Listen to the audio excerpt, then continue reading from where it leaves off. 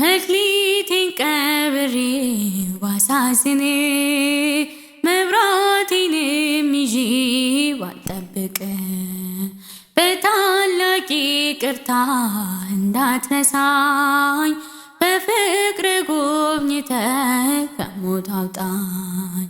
ከቤትህ ርቄ መች ጠገብኩኝ በረሃብ በርዛት ተቸገርኩኝ።